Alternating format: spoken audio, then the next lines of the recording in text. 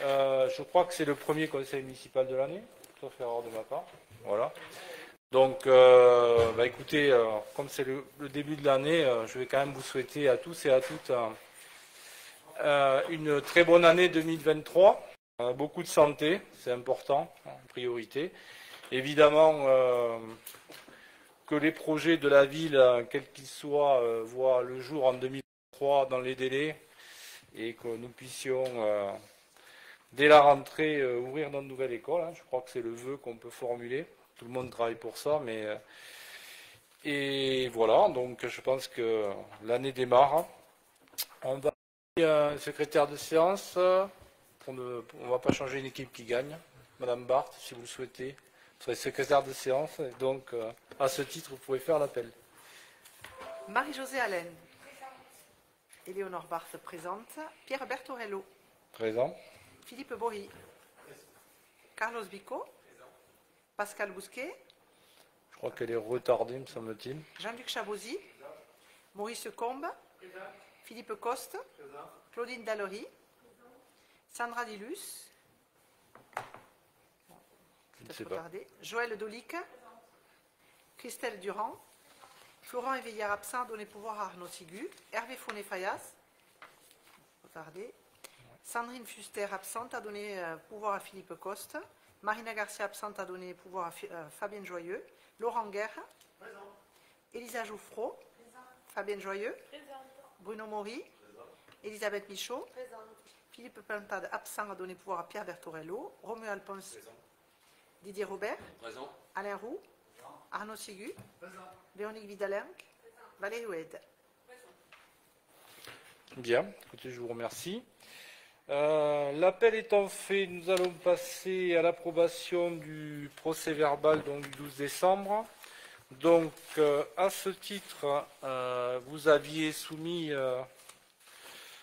Bory, un certain nombre de demandes de modification qui ont été toutes prises en compte, donc que ce soit sur le vote du PV et sur les différentes décisions que vous aviez demandées. Voilà, donc si tout le monde est OK, je mets ce procès verbal du 12 décembre au vote.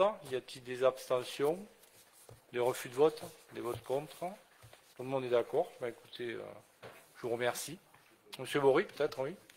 Oui, je voulais intervenir, non pas sur les PV, mais en début de conseil et d'année, je voulais aussi exprimer de la part des conseillers municipaux de l'opposition la transmission de nos vœux de réussite pour tous, pas seulement pour le conseil municipal, mais pour l'ensemble des habitants de Bruguière, et puis notamment en termes de santé pour tous.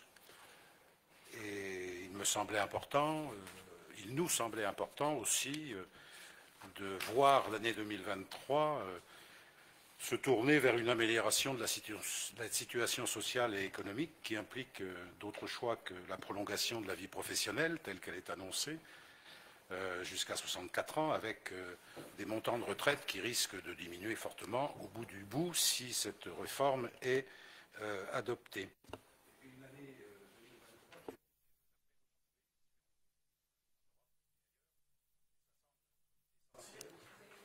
C'est moi qui joue avec le micro, je ne suis pas habitué, excusez-moi.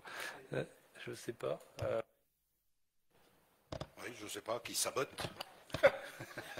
Du sabotage de début d'année. Normalement, ça marche à deux. Normalement, il marche à deux. Ouais. Normalement, ça marche à deux. Mais bon, la technique, peut-être, est défaillante. Voilà. Et donc, oui, je disais, sur le plan de la paix, il semble essentiel qu'on la retrouve le plus vite possible et que ce conflit aux portes de l'Europe, voire en Europe, cesse. Ce qui implique aussi, pour notre année, les effets de cette guerre, mais les effets aussi des choix économiques et politiques qui sont faits, en termes de nécessité de maintien du pouvoir d'achat et du pouvoir de vivre, qui se gâte de plus en plus, notamment pour les plus modestes, mais pour aussi les salaires moyens. Alors sur le plan local, on voulait quand même espérer de voir des prises de décision claires et datées pour améliorer une situation qu'on qualifie de catastrophique relative à la circulation dans notre ville et plus largement dans le nord toulousain. De même, espérer que des prises de décision claires permettre de savoir ce qu'il en sera d'une amélioration substantielle des transports en commun. Le coup d'essai de septembre, on ne peut pas dire que ce soit une grande réussite, et donc il serait bien que l'on considère que les habitants du Nord toulousain ont besoin aussi de circuler sans être obligés de passer 1 heure à 1h15 ou 1h30, soit dans les transports en commun, soit dans leur véhicule personnel. Et 2023 verra effectivement l'ouverture d'un second groupe scolaire à Bruguière, je serais tenté de dire enfin, une structure bien nécessaire vu l'augmentation de la population qui était prévisible. Bon, c'est réalisé 10 à 15 ans après, je dirais, le moment où il aurait été opportun d'y penser et de le faire, d'autant plus qu'à cette époque-là, on aurait pu choisir un terrain un peu mieux implanté qu'à l'extrême ouest-nord de notre commune, ce qui n'est pas nécessairement le meilleur endroit. Voilà quelques mots de cette nature. Je ne fais pas un tour exhaustif. Pour ce qui concerne le fonctionnement de notre conseil municipal, au niveau des procès-verbaux, effectivement, depuis 2 conseils municipaux, les demandes de modification sont prises en considération, sachant qu'on s'est limité à demander pour l'instant, et on le fera certainement, les éléments de débat qui sont mis en œuvre lors des questions diverses qui font partie du conseil municipal. Et par ailleurs, il nous semble important peut-être de voir en 2023 une autre façon de visualiser pour les citoyens de Bruguière le conseil municipal au-delà d'un plan fixe qui ne permet pas effectivement de mettre sur un même pied d'égalité tous les intervenants. Voilà. C'était un point, me semble-t-il, important à évoquer. On l'a déjà mis en avant. Un point très particulier qui me tient à cœur en ce qui me concerne, il s'agit de la commission communale d'accessibilité. Nous n'avons toujours pas eu de rapport depuis le début du mandat, donc il serait intéressant d'avoir un rapport, même si j'ai bien compris qu'il y a un rapport de la commission intercommunale au niveau de la métropole qui est lisible sur le site de la métropole. Mais ça serait intéressant de pouvoir avoir ce rapport annuel qui est une obligation dans toutes les communes. Et pour finir, nous réitérons notre désaccord profond concernant le choix de l'allocation du Bas-Calat, salle communale, pour une réunion publique organisée le 22 octobre par Éric Zemmour. Éric Zemmour, qui est quand même un personnage politique, qui a été condamné à plusieurs reprises pour incitation à la haine raciale et qui propage un discours qu'on peut qualifier de haine raciste, sexiste, xénophobe dans la tradition de l'extrême droite. Et quelque part, même si ça a rapporté quelques milliers d'euros, il va de soi que l'allocation dans ces conditions ne nous semble pas être banale. Et ça nous semble important de le souligner en conseil municipal. Nous ne l'avions pas fait précédemment, mais c'est l'occasion de penser que 2023 verra peut-être une plus grande attention dans les choix qui pourraient être faits, de manière à ce que notre salle communale ne serve pas à tout et à n'importe quoi. Bien. Alors, je ne vais pas vous répondre sur tous les points, ça serait peut-être long, et puis bon, ce n'est pas trop le but. Mais ceci dit, je voudrais quand même revenir sur 1 ou 2 points. Bon, le dernier, M. Bory, je pense qu'on ne fait pas tout n'importe quoi au Bas-Calat. Je crois que le Bas-Calat est en train est déjà une salle qui est reconnue sur le nord toulousain. Il y a des choix qui sont faits, voilà, qui sont conformes en tout cas aux règles qui a été établies. Voilà. De ce point de vue-là. Effectivement, nous n'avons pas la même temporalité, c'est clair. Nous n'avons pas la même temporalité. Le groupe scolaire qui arrive aujourd'hui, nous considérons qu'il arrive au moment opportun, en tout cas pour la majorité municipale. Voilà. On sait très bien que, et je pense que j'étais là à l'époque, le débat avait déjà eu lieu sur la temporalité de l'école. Ma foi, aujourd'hui, je pense que le deuxième groupe répond à la question. Voilà. Le pouvoir d'achat des Bruguérois, en tout cas, il fera partie aussi de notre réflexion dans le cadre des préparations budgétaires, pour parler de cela. Et enfin, pour conclure, sur la partie transport, nous avons déjà eu des échanges avec Tisséo par rapport à un bilan qui peut être fait sur effectivement la réorganisation des lignes de transport qui ont amené et qui amènent évidemment quelques débats quant à l'adaptabilité de cette ligne. Je crois que le travail il se poursuit dans la concertation et tout ce qui est vrai aujourd'hui ne sera pas forcément demain. Voilà, ça fait partie du travail des élus aussi d'ajuster parce que dans la vie on peut se tromper. Voilà, tout le monde n'a pas la science infuse et je me mets à la place des gens qui ont travaillé là-dessus, en particulier de nos partenaires de Tisséo. Donc s'il y a des ajustements à faire, je pense que ça sera, en tout cas dans le débat et dans la discussion, qu'on y arrivera. Voilà.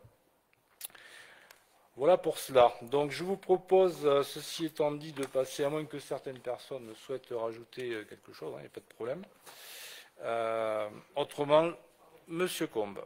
Oui, non, je souhaiterais que vous regardiez éventuellement, je ne sais pas si vous êtes au courant, mais Nord-Envie fait partie de l'association à Castelginest et travaille en relation avec la métropole. Je vous ferai passer le dernier rapport que vient de nous faire passer Nord-Envie, qui va d'ailleurs être en discussion à l'Assemblée générale de Nord-Envie bien prochainement. Et vous verrez que sur tout ce qu'on a dit sur les transports et tout, aujourd'hui, Nord-Envie est en train d'y travailler dessus sérieusement parce qu'effectivement, aujourd'hui, le problème, il est dans tous les domaines, au niveau des transports éventuellement, mais aussi de la circulation, parce que ce soit ils demandent que le but, ils demandent aussi la bretelle à l'entrée du village. Il y a tout ça qui rentre en compte et qu'aujourd'hui, malheureusement, on n'est pas prêt de voir le jour, quoi. Voilà. Parce que quand on va fermer le pont de Gagnac dans quelques temps, peut-être que là, il y a quelques-uns qui vont savoir ce que c'est que la circulation dans le nord toulousain. Merci, Monsieur Combes. Donc, si vous le voulez bien, on passe aux décisions. Oui. Vas-y, tu peux t'exprimer. Didier Robert, sur l'accessibilité, la commission a été faite, il suffit que le rapport vous soit communiqué. Voilà. Merci Didier. Il faut qu'il soit présenté en conseil municipal. Donc on passe aux décisions. Alors les décisions, vous les avez vues, j'espère que vous les avez lues, je ne vais pas vous les relire. Simplement sur la première, donc celle qui est numérotée 2022-36, donc c'est un avenant qui vise à exonérer Madame Montagnon du paiement de la redevance sur les mois d'août, septembre et octobre 2022. Donc il s'agit des petits bateaux sur le lac Bruguérois, soit 945 €. Donc vous n'êtes pas sans savoir que nous avions eu une année plutôt sèche et que en tout cas le niveau du lac ne permettait pas, n'a pas permis en tout cas à Madame Montagnon de fonctionner comme elle le faisait les années précédentes. Voilà, c'est l'objet de cet avenant à la Convention, et de noter effectivement que, eu égard à, je pense, ces difficultés-là, elle ne proposera plus cette activité à Bruguière. Elle va se déplacer dans un endroit plus propice, vraisemblablement, à la mise en œuvre de son activité. Voilà. Parce que l'activité, enfin le niveau du lac étant fluctuant, vous l'avez bien compris, c'est quand même assez complexe de faire vivre une activité, bien que ça fonctionnait bien jusqu'à présent. Voilà. Je ne sais pas si ça sera exceptionnel, en tout cas on la laisse, on a eu des discussions avec elle, elle a pris sa décision. Voilà, on n'avait pas de... Elle a déjà levé les bateaux. Oui, tout à fait. On n'avait pas de moyen particulier d'améliorer la situation. Voilà pour cette décision. La deuxième concerne donc une convention de mise à disposition du local de rugby au complexe sportif à l'association Sport Academy. Donc cette convention, elle permet à l'association Sport Academy de proposer des formations, notamment des BPGEPS, sur la commune. Donc c'est un point important. La convention, elle prévoit donc l'utilisation du local, donc qui est du local du rugby qui est à côté du local du foot, et également les terrains extérieurs. Donc la mise à disposition, elle se fait, je le rappelle, les lundis et mardis à compter du 1er septembre et pour une durée de 22 mois. Donc avec le versement d'un loyer mensuel de 500 euros. Donc effectivement, c'est un élément positif dans le sens où le recrutement des animateurs est un sujet compliqué. Et le fait, je pense, d'avoir une formation, une nouvelle formation de ce type sur la commune et ce partenariat, ma foi, ça ne peut qu'améliorer les choses. En tout cas, j'espère que ça y contribuera. Est-ce que vous avez des questions? Non. Allez, on va passer donc à l'ordre du jour. Donc on va mettre à contribution M. Sigu. Prenez à boire, Arnaud. Alors, donc la première délibération qui est la création d'une nouvelle école sur la commune. Donc je donne la parole à Arnaud. Alors, donc effectivement, la première délibération concerne la nouvelle école sur la commune, puisqu'effectivement, la croissance démographique de la collectivité de ces dernières années, pas de 10 ou 15 ans en arrière, mais bien de ces dernières années, nous oblige à construire un deuxième bâtiment qui est devenu indispensable. Là-dessus, il n'y a pas de débat, puisque ça, on est tous d'accord, même si sur la temporalité, on a déjà eu ce débat aussi, on n'est pas d'accord. C'est pas très grave. Et quant à la situation, là non plus, je suis pas d'accord non plus avec ce que vous avez dit, puisqu'effectivement, on a une croissance démographique qui a eu lieu ces dernières années sur ce côté-là, donc je pense qu'il est plutôt bien situé. La deuxième option, je sais, vous parliez peut-être du haut de Bruguière, mais ça nous aurait obligé peut-être, on le verra après avec la carte scolaire, à faire monter des Bruguiérois sur le haut de Bruguière.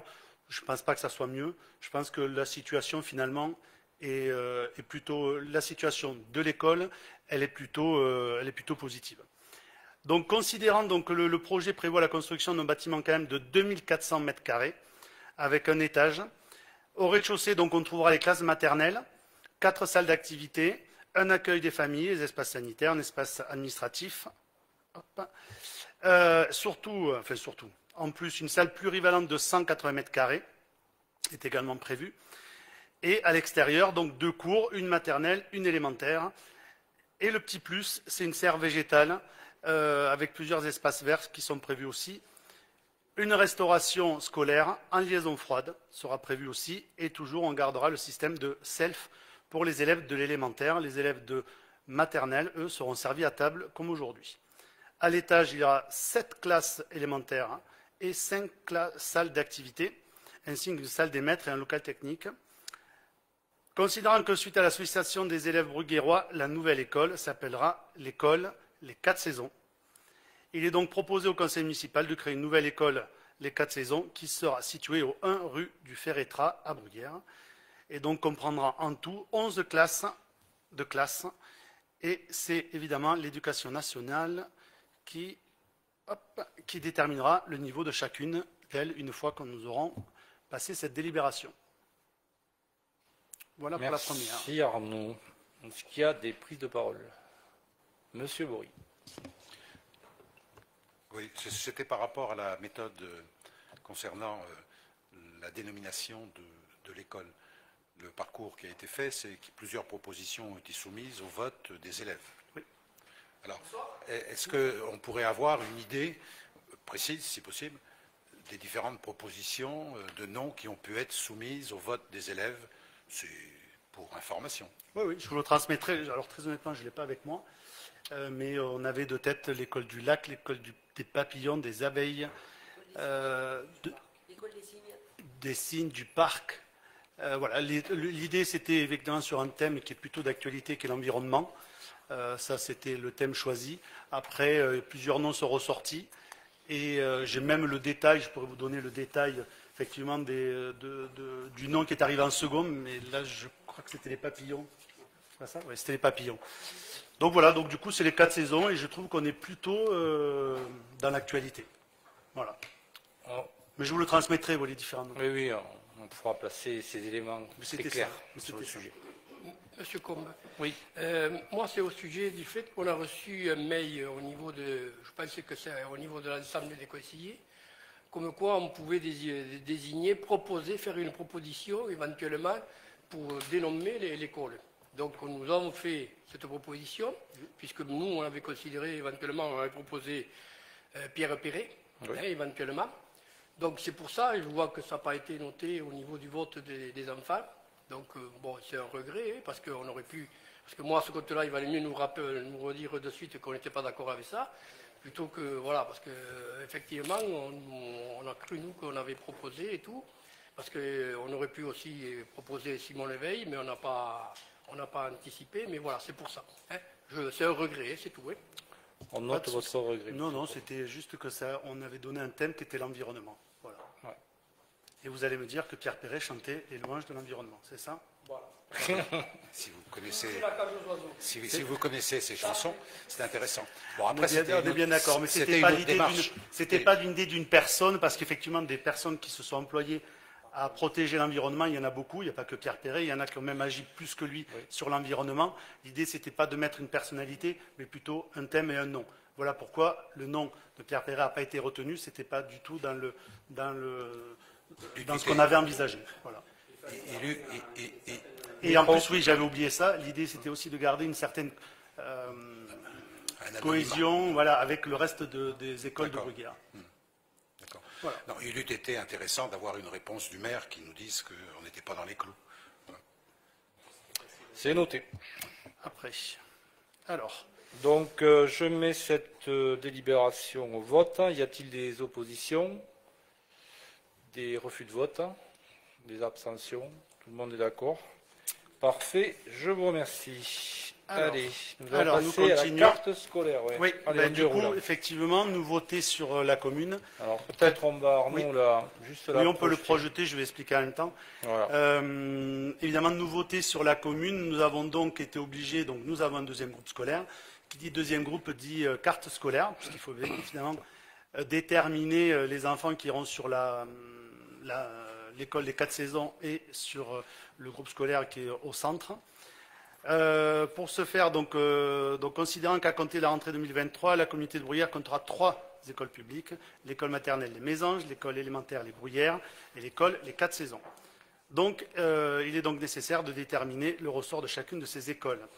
Nous avons donc opté pour faire une carte scolaire. Nous avons divisé assez simplement, alors on a 2 secteurs. Là, on parle de 5 parce que c'était plus pour notre travail. On avait délimité assez facilement 5 secteurs et nous en avons déterminé 2 pour la nouvelle école. Donc la zone 1 qui, grosso modo, est plutôt sur le haut de Bruguière et la zone 4 qui est la plus proche de la nouvelle école.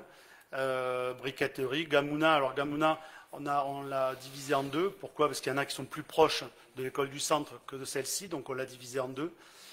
Et voilà, les autres, après les zones que vous avez, 2, 3, 5, voilà, c'est tout ce qui est en bleu. Il n'y a pas besoin de les diviser en plusieurs zones. C'est une zone bleue qui ira sur l'école Mésanges et Bruyères. Et la zone verte qui ira, ça tombe bien, en vert, qui ira sur l'école des 4 saisons. Okay. Voilà, ça devrait faire autour de 200 élèves sur le nouveau groupe, sur la nouvelle école, pardon. 200 élèves. Une fois qu'on aura transmis cette carte scolaire, effectivement, comme je disais tout à l'heure, à l'Éducation nationale, nous avons proposé d'ouvrir 8 salles et charge à l'Éducation nationale de mettre les niveaux dans ces salles. Okay. Voilà. Après, vous pouvez lire le détail si vous avez des questions sur le détail. Oui, est-ce que vous avez des questions, M. Bory? Allez-y, allez-y. Alors, il y a une demande, c'est de pouvoir disposer de la carte, puisqu'elle était annoncée dans les annexes, mais elle n'a pas été envoyée. La carte qui est là. Hein, okay. Voilà. Oui, pas de ça, c'est simple. Donc, il n'y a pas que des critères géographiques qui ont présidé à l'élaboration de ce découpage en 2 secteurs. Vous avez, j'imagine, fait une estimation à partir des effectifs actuels dans les différents niveaux d'enseignement, en dehors des CM2 qui l'an prochain seront partis, de manière à savoir si, dans le secteur vert, on a un nombre d'élèves qui peut correspondre aux capacités d'accueil. Oui. Si on ouvre, vous disiez, 8 salles, ça doit être 5 élémentaires, 3 maternelles.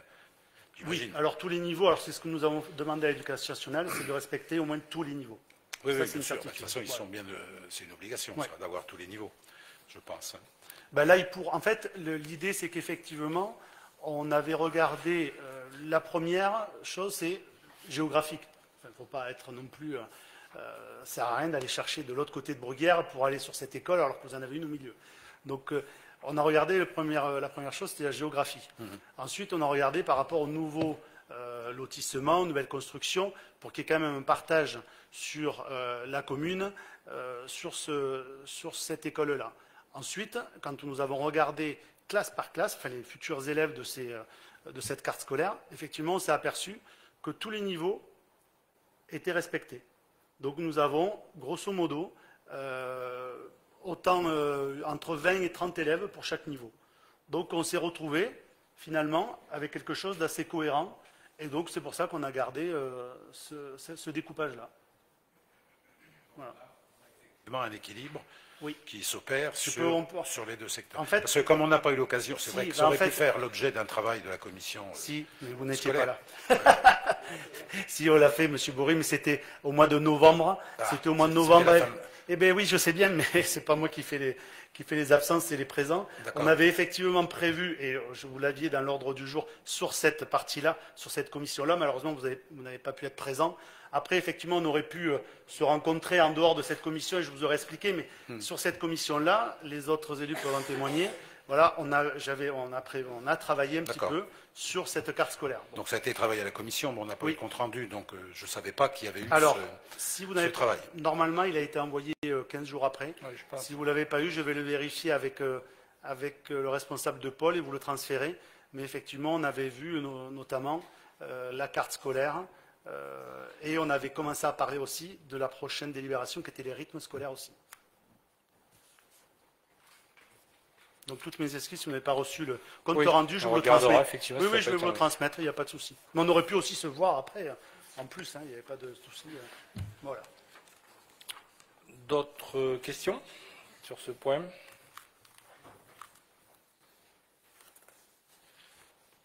Non.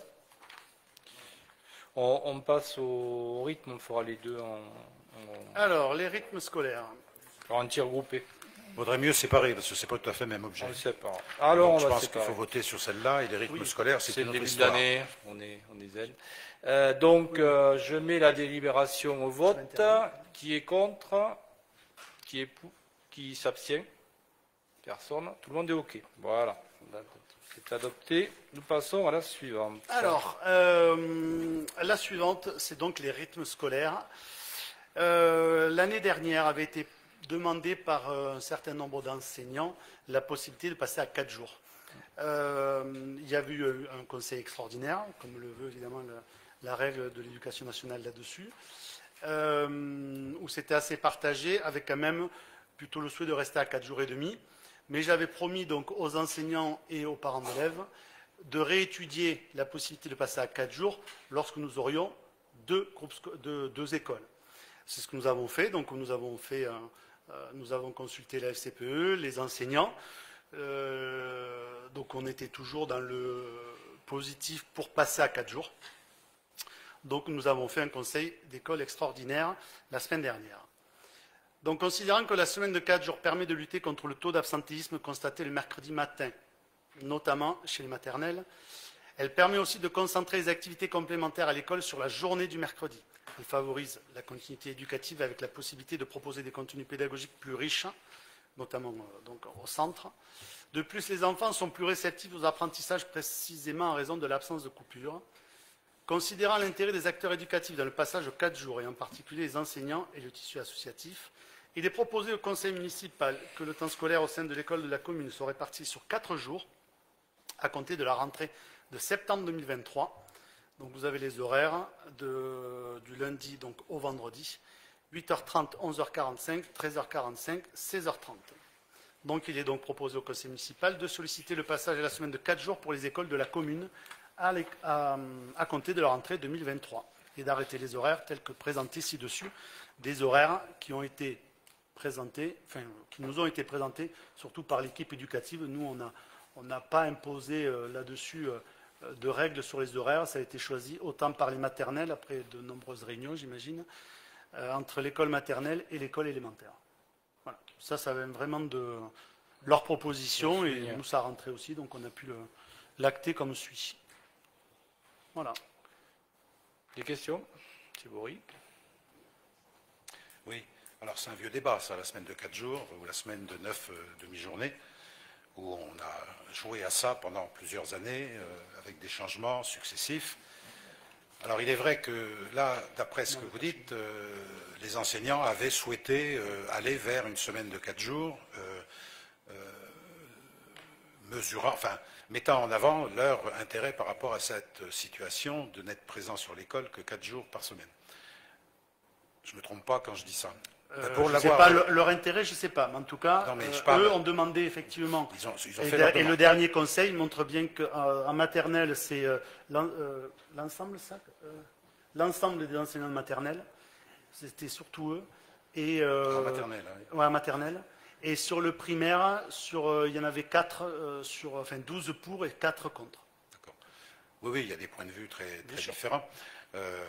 Moi, ce que j'y vois dans... Donc la grande majorité avait acté pour 4 jours. Pour avoir eu à travailler il y a une quinzaine d'années, même une dizaine d'années là-dessus, la semaine de 4 jours et demi présente un intérêt d'avoir des matinées qui sont au nombre de 5 dans la semaine, d'avoir des matinées d'une durée inférieure à 3 heures, et donc d'avoir un rythme pour les enfants plus proche de leur capacité à être en situation attentive pour pouvoir apprendre, notamment le matin où ils ont des dispositions sur le plan intellectuel et une mobilisation plus forte, ce qui est moins le cas l'après-midi, puisqu'on sait que c'est à partir de 15h, 15h30, alors c'est pas moi qui le sais, les chronobiologistes ont travaillé là-dessus depuis longtemps, la remobilisation s'opère vers 15h, 15h30. Donc c'est vrai qu'après, les horaires des écoles devraient être revus d'une autre manière si on voulait effectivement permettre de disposer de temps plus adaptés pour des apprentissages mobilisant, je dirais, l'intellect, entre guillemets, de manière plus forte que pour des activités plus ludiques, plus centrées sur la culture ou les activités physiques et sportives. Bon, alors bon, là, la demande a été faite, la FCPE a été consultée par les enseignants, j'imagine. Par nous-mêmes. Par vous-même. Les parents, d'une manière plus large, ont-ils été consultés en amont du conseil d'école? Est-ce qu'on a un avis de l'ensemble des parents d'élèves? Est-ce qu'ils ont été informés? C'est une question, parce que j'ai eu quelques retours de parents qui étaient surpris d'apprendre qu'on passait à 4 jours. Donc, nous avons averti la FCPE qui a fait le relais auprès de l'ensemble des parents. Ils étaient surpris, je ne peux pas vous dire, alors, mais en tout cas, le relais a bien été fait auprès des... J'imagine, je n'ai pas... Oui, de toute façon, ce n'est pas de la compétence de la commune. Ils ont fait le relais avec l'ensemble des parents, et s'il y avait des retours, c'était à eux, effectivement, de les mettre en avant lors de ce conseil. Donc là, la consultation aurait été organisée au niveau de la FCPE. Tout à fait. Alors après, l'avis de la commune est important, puisqu'il faut qu'il le donne, sachant que ce n'est pas la commune qui est seule décisionnaire par rapport à ça. En ce qui me concerne, et on en a discuté au niveau du groupe de l'opposition, il nous semble que c'est un recul que de repasser à la semaine de 4 jours, au regard de ce que j'ai pu développer de manière très très rapide concernant l'intérêt des élèves. L'intérêt des élèves me semble premier, et pas l'intérêt des adultes par rapport à ça. D'autre part, pour les familles, il va de soi que le mercredi matin, il faudra qu'ils financent l'accueil de leurs enfants sur les structures de loisirs, ce qui est un coût supplémentaire, même si on peut dire, mais enfin quand on ajoute tout à tout, il arrive un moment où ça gonfle les dépenses qui vont être mises en place. Parce que les enfants des parents qui travaillent le mercredi, même s'ils ne vont pas en classe et qu'ils vont à l'ALAE, ils se lèveront à la même heure. Globalement, leur rythme sera le même. Ceci étant, par rapport aux apprentissages, je vous fais part de mon point de vue par rapport à cette mobilisation que les enfants peuvent avoir sur 5 matinées au lieu de 4 matinées. Bon, les démonstrations ont été faites dans d'autres écoles, puisqu'il y a eu un retour à la possibilité de la semaine de 9 jours, et de 9 demi-journées, par contre, de 4 jours et demi, pour le dire autrement, en 2014, alors que les décisions avaient été prises de faire passer toutes les écoles à 4 jours, ce qui avait amené un débat houleux dans les communes, notamment par rapport aux dépenses que ça induisait pour un certain nombre de communes qui n'avaient pas d'accueil, si ce n'est une garderie toute simple. Et donc, au jour d'aujourd'hui, c'est vrai que ça s'est amélioré dans la plupart des communes. À Bruguère, on n'a pas de souci là-dessus, puisqu'il y a une structure qui fonctionne très bien. Mais l'intérêt des enfants, à mon avis, là-dedans, il ne pèse pas grand-chose dans les décisions que les adultes ont pu prendre en conseil d'école et que nous pourrons prendre, nous, ici, au conseil municipal.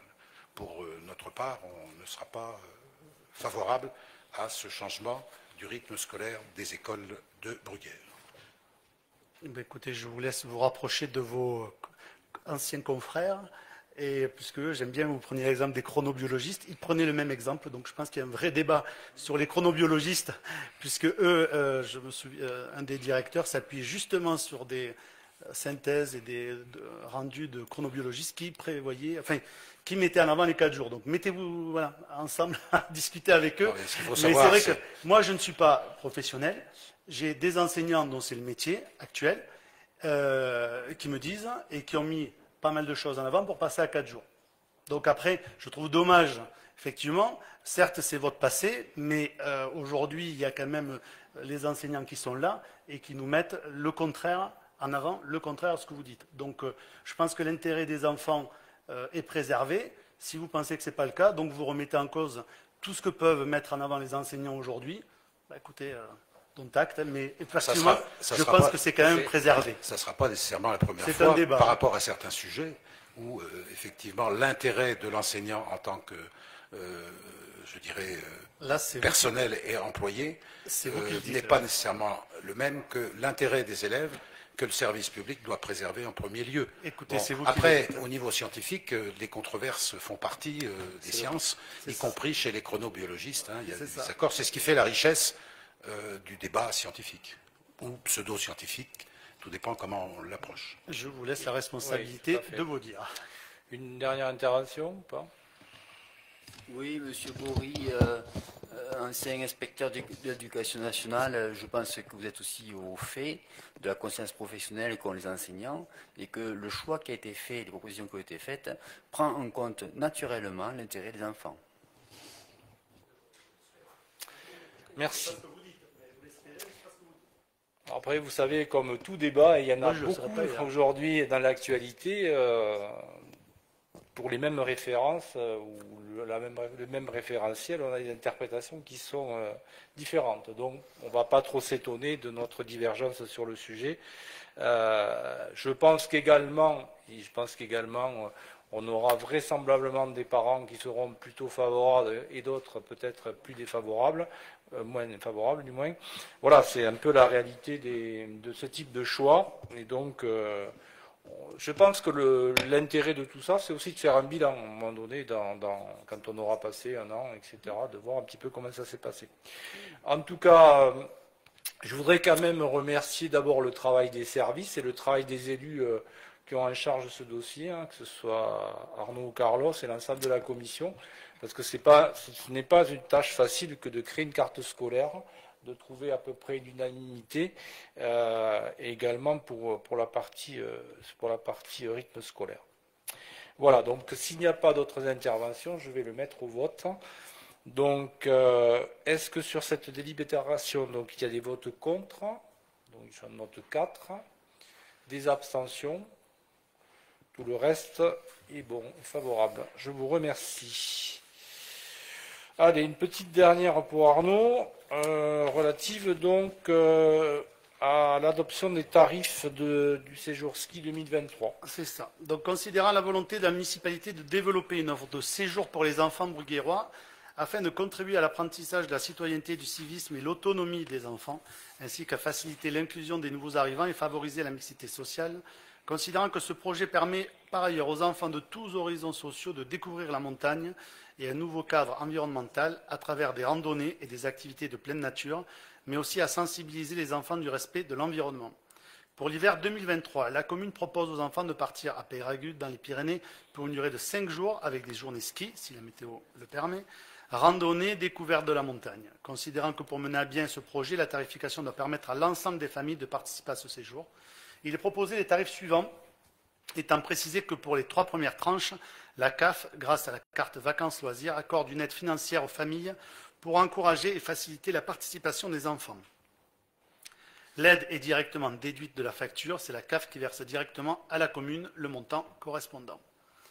Donc on est sur un tarif entre 328 € la semaine, tout comprise pour le coefficient 1, et jusqu'à donc 448 pour tout ce qui est coefficient 7. Coefficient 7. Tranche Voilà. 7. Oui. Tranche 7. Ok. Avec le micro, Oui, c'est- extérieur 453. Bon, voilà. Excusez-moi. Hein. Oui. Non, à part les extérieurs, oui, je ne comptais pas. Ok. Mais on en a très peu. Je crois qu'il y en a très peu, ouais, Non. en mémoire. Voire même. Enfin, il y en avait très peu. Moi-même, je trouvais pas beaucoup de différence par rapport à. Ça ne fait que 5 €, quoi. Oui, avec les extérieurs, oui. Non, mais oui, par rapport au 7. Oui. Oui, après, ça prend en compte quand même la diversité. Aujourd'hui, on constate qu'il y a quand même beaucoup de brugueros, la Oui. majorité. Ah, non, c'est des bruguerois. Il y a Ouais. pas de... Ok. Voilà. Y a-t-il des commentaires par rapport à cette délibération? Non. Je la mets au vote. Donc, y a-t-il des oppositions? Des abstentions? Non. Bah, écoutez, merci. Nous allons passer donc à la partie éclairage au SDEC, donc avec 2 délibérations. Donc, Philippe Coste, je laisse. Pas de souci. Oui, c'est Bien, vrai qu'elle merci. est plus Sport. sport. Et comme je fais partie de la commission du SDEG Vous également. êtes aussi délégué au SDEC, oui, effectivement. Voilà. Vu la demande de la commune en date du 15 février 2022 concernant le renforcement de l'éclairage public au complexe sportif René Albus, le SDEG a réalisé l'étude de l'opération suivante, 1 BU 243, dépose de 2 projecteurs 2000 watts à rendre à la commune, fourniture et pose de 2 projecteurs LED 660 watts, réglage du terrain de nuit. Compte tenu des règlements applicables au SDEG, la part restant à la charge de la commune se calculerait comme suit. TVA 1898, part SDEG 4822, 50% du montant des travaux jusqu'au plafond fixé par le SDEG, et part restant à la commune 5361, ce qui fait au total 12 081. Considérant qu'il est nécessaire que le conseil municipal s'engage sur la participation financière de la commune pour que le SDEG planifie les travaux correspondants. Il est proposé au conseil municipal d'approuver le projet présenté, de couvrir la part restant à la charge de la commune par le biais de fonds de concours, de verser une subvention d'équipement autres groupements au SDEG pour que les travaux éligibles en un versement unique à l'article 204-158 de la section d'investissement. Voilà. Donc ces projecteurs-là, c'est un renforcement pour le petit terrain synthétique parce qu'ils n'arrivent pas à voir, il y a une partie qui est complètement à l'ombre, et c'est vrai que si c'était fait, ça serait une très bonne chose. Enfin, si ça va être fait, ça va être une bonne chose, parce que surtout à cette saison, ça leur permet de l'utiliser et de continuer à s'entraîner. Voilà. Au niveau de l'éclairage des autres terrains, c'est en LEP ou non? Non, pas encore, et c'est suivi tous les ans, si tu veux, il y a un contrôle qui est fait, hein, et on établit là le SDEG aussi, il y a une partie où ils vont vérifier et nettoyer les vitres, enfin tu as plein d'entretiens à faire, et au moment opportun, il faudra passer en LED, ouais, c'est évident. Avec cependant, si vous me permettez, M. Robert, un petit bémol sur le passage en LED sur les terrains sportifs. En fait, lors de la dernière réunion que nous avons eue avec le SDEG, hein, Romuald était présent d'ailleurs, je crois que le directeur des services techniques aussi, en fait sur le remplacement, hein, quand on est vraiment sur le remplacement, aujourd'hui ça demande une mise en œuvre et un équipement en fait qui est beaucoup plus important en termes de dimension, donc finalement l'investissement et le retour d'investissement pour transformer un terrain existant, je parle bien un terrain existant avec des éclairages, parce que c'est ce que je pensais aussi au départ d'ailleurs, je l'avais évoqué, n'a pas forcément une très bonne rentabilité économique, ni en investissement, ni en exploitation. En fait, le SDEG, clairement, sur du remplacement complet, hein, on serait amené à remplacer l'ensemble on souhaiterait remplacer l'ensemble des éclairages des terrains. c'est pas très intéressant, c'est très cher, quoi, finalement, et le retour d'investissement, il ne le conseille pas. Par contre, parce qu'autrement, ça demande de changer, voire même parfois des poteaux, hein, parce que c'est des... Comprenez bien que la technologie n'est pas la même. Par contre, sur des terrains qu'on équipe, évidemment, ils sont sur cette technologie-là. Bon, ceci dit, là, c'est un petit équipement, on peut se féliciter qu'on soit en LED, hein, ça nous permettra de faire quelques économies. Mais je pense qu'il était important de vous faire part de ce que nous disent les techniciens du SDEC, donc c'est le métier, quoi. Voilà.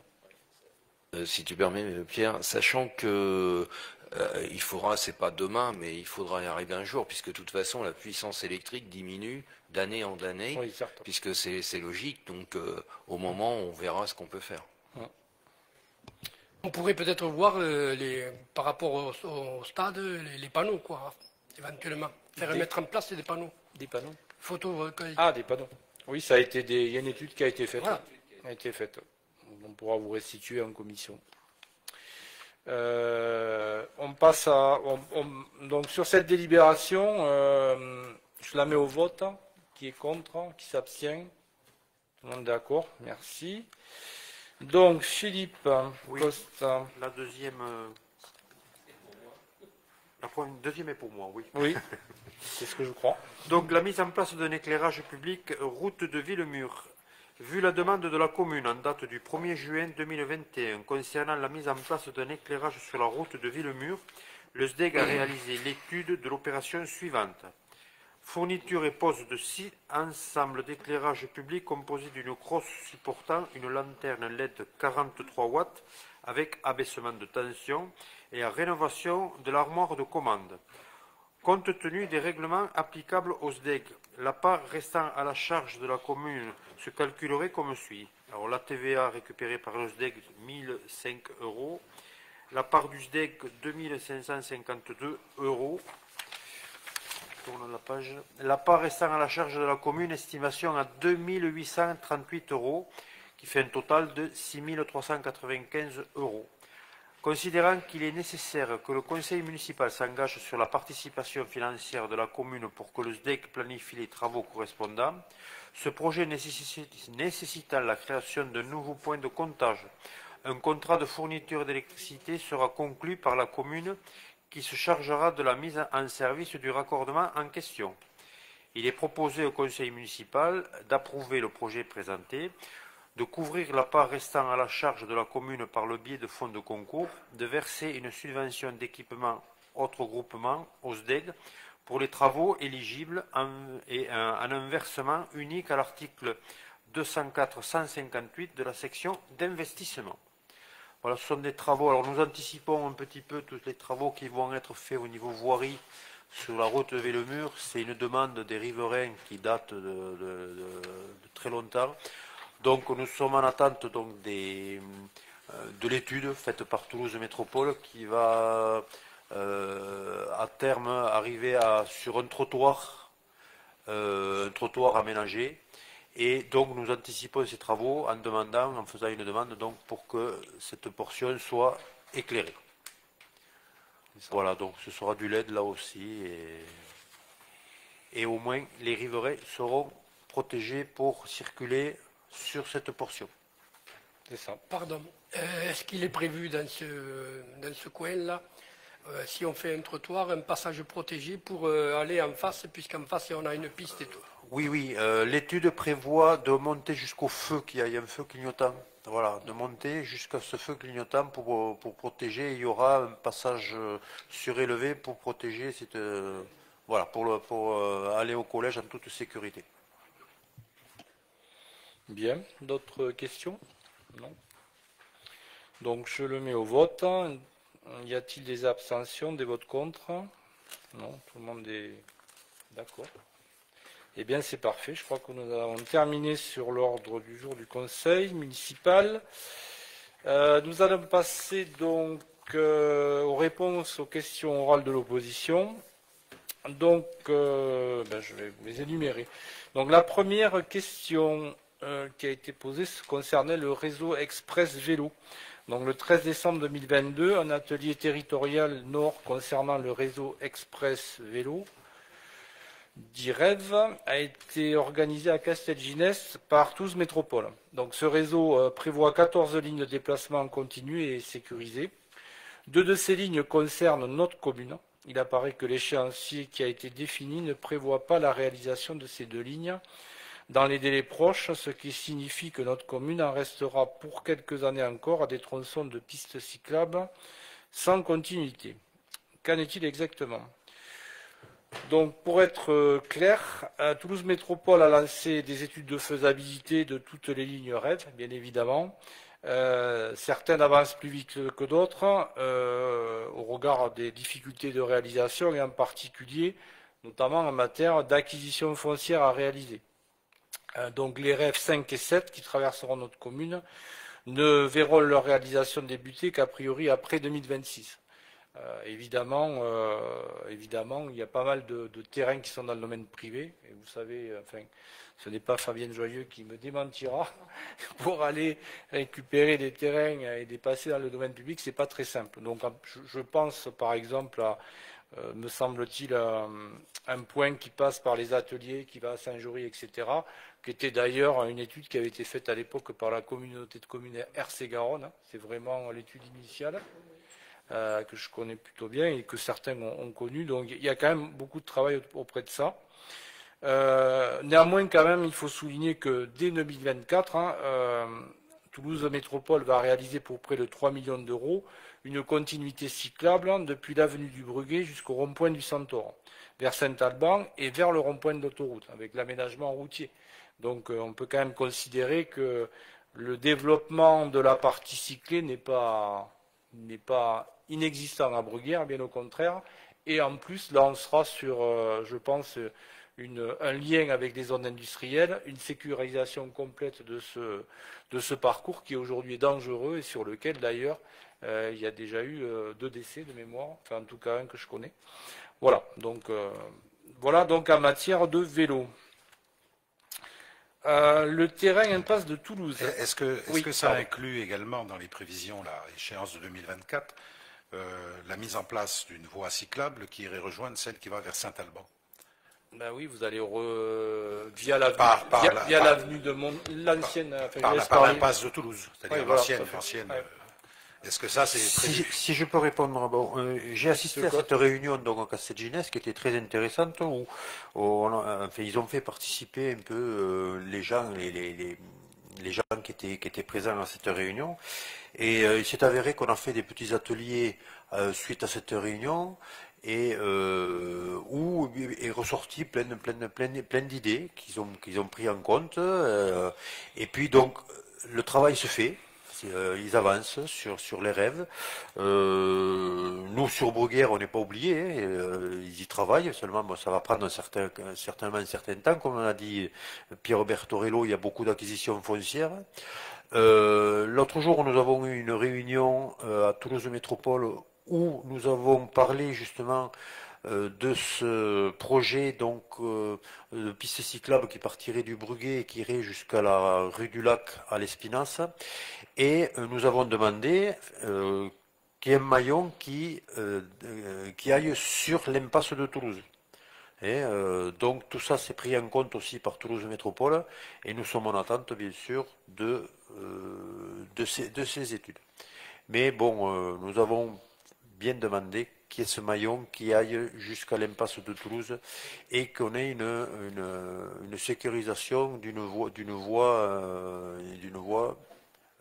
cyclable. Voilà. Merci Philippe. Point numéro 2, terrain impasse de Toulouse. Donc un terrain voisin de l'entreprise de logistique a été déblayé. Quel projet de construction est prévu sur celui-ci? Eh bien écoutez, à notre connaissance, rien, puisqu'on n'a aucun projet déposé en mairie et il n'y a pas eu de changement de propriétaire sur le terrain, ce que nous avons vérifié. Donc, Monsieur le maire, lors des vœux, m'a éventuellement spécifié qu'il y aurait la logistique des camions. L'extension. Oui, alors ça n'enlève pas effectivement ce qu'a dit Monsieur le maire et qui est exact. À notre connaissance, le transporteur va s'étendre, mais pas sur ce terrain-là. Voilà. C'est un agrandissement sur le propre secteur de Géodis. De Géodis, ouais. De part et d'autre, ils agrandissent un petit peu les bureaux, ils vont déplacer un petit peu les camions. Mais le terrain dont vous parlez, on a bien vu qu'il avait été défriché, qu'il est très, très propre, mais personne n'a déposé quoi que ce soit. On n'a reçu personne. Ça viendra certainement, mais pour l'instant... Pardon, excusez-moi, c'est la propriété de qui là? Ce sont deux frères et une sœur, je ne sais plus comment ils s'appellent exactement. Mais chaque fois qu'on avait des personnes qui voulaient acheter le terrain, on a renvoyé vers eux, mais ils ont toujours refusé de vendre le terrain. Oui, absolument. Voilà pour ce point. Urbanisme route de Gratentour. Donc dans le cadre du PLUIH adopté en 2019, puis annulé, donc il y avait l'OAP Bordeaux-Haute sur le terrain de M. Pujol, donc qui était programmé. Donc quelle sera la nature de l'opération immobilière sur ce terrain dans un avenir proche? Là aussi la réponse est relativement courte, rien pour l'instant, dans le sens où le terrain n'est pas ouvert à la construction et que cela fera partie en fait finalement des discussions autour du PADD, du futur PLUIH. Donc rien à signaler. Déviation à l'entrée sud de Bruguière. Donc, alors, quelles sont les informations nouvelles relatives à la programmation de la déviation de l'entrée sud de Bruguière vers Gratentour et Castelginest? Cela avance-t-il? Donc, on parle de ce qu'on a dénommé le barreau à une époque. Donc, à notre connaissance, il y a un comité de pilotage qui est présidé par Grégoire Carnero, donc VP de Toulouse Métropole, qui se tiendra dans le courant du premier semestre 2023 sur ce point. Pour l'instant, pas de nouvelles.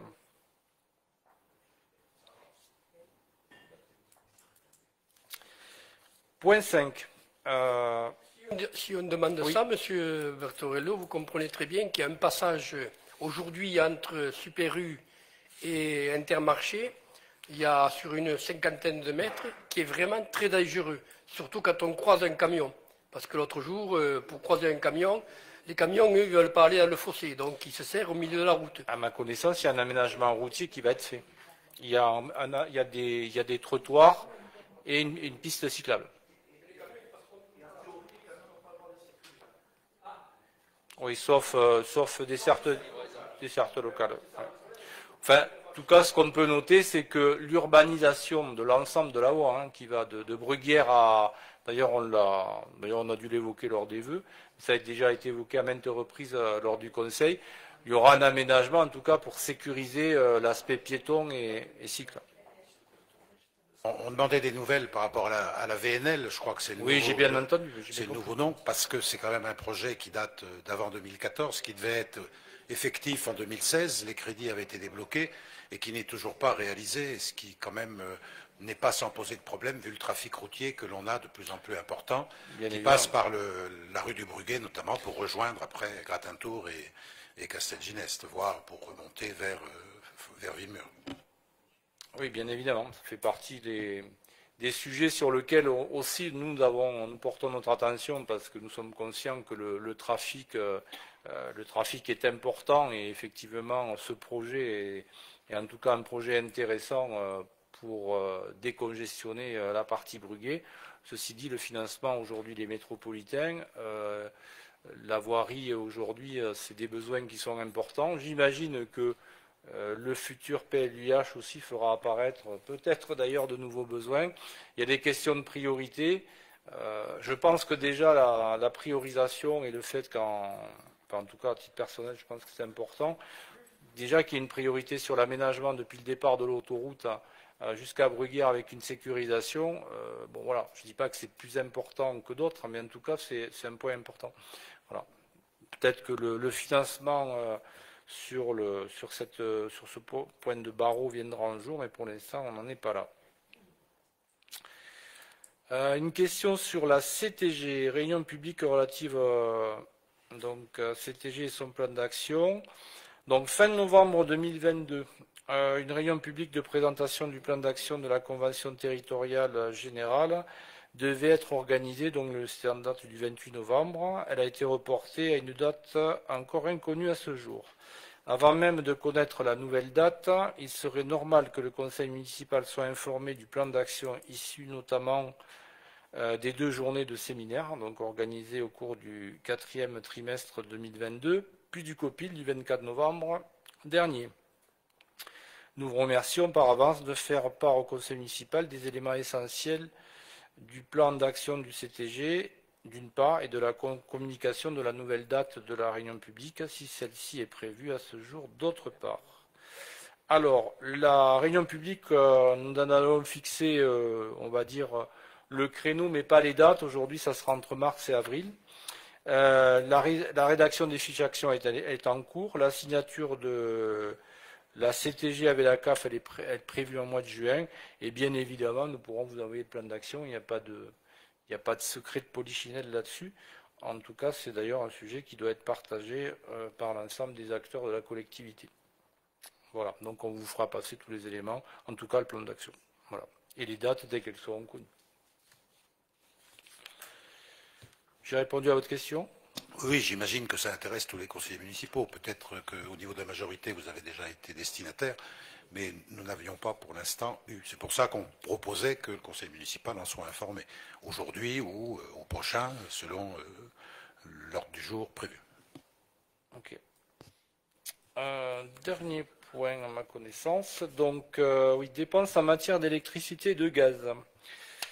Donc, lors de la commission des finances du 1er décembre 2022, un atterrissage de l'exercice comptable 2022 a été présenté, avec notamment celui concernant les dépenses du chapitre 11 en électricité et en gaz.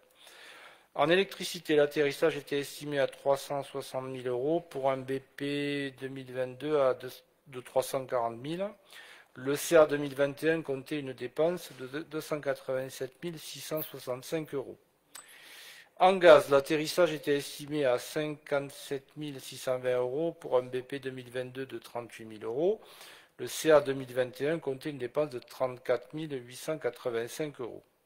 Selon ces estimations, par rapport à l'exercice 2021, le coût de l'électricité croît de 25% et celui du gaz de plus de 60% en 2022. Qu'en est-il exactement en fin d'exercice 2022 et quelles perspectives pour 2023 ? Bon, votre question tombe fort à propos, on est en train de préparer le budget, donc vous avez anticipé la question. On aura l'occasion de partager à la fois les atterrissages et les prévisions dans le cadre du débat d'orientation du budgétaire qui ne devrait pas tarder de la future commission des finances. On est en train de boucler l'exercice, donc on pourra très clairement vous répondre, et répondre à l'ensemble du conseil municipal et de la commission sur les perspectives qu'on a aujourd'hui, d'autant plus qu'on voit que le marché, en tout cas les marchés du gaz, les prix ont de nouveau baissé. Quelles vont être les prévisions? On n'a pas encore tous les éléments qui viennent du marché métropolitain, puisqu'on est associé à ce marché-là. Donc on reviendra en particulier vers Pierre Tordman qui est à la commande publique et qui gère ce point-là. Et quant à l'électricité, je dirais que le prix du mégawatt, lui, il est fixé pour 2 ans. Donc globalement, ça pourra nous donner des fourchettes qu'on vous précisera dans le cadre budgétaire. Voilà, les craintes, et on pourra en discuter très tranquillement. Et on aura affiné les chiffres. Voilà pour ce point. Bien, écoutez, on est arrivé au bout des questions. Donc, je vais vous libérer. Je vous remercie pour votre présence à ce conseil municipal et je vous souhaite une bonne soirée. Et je vous donne rendez-vous au prochain qui sera vraisemblablement le débat d'orientation budgétaire et le PADD. Il sera un peu plus long que celui-là. Voilà, ça c'est sûr.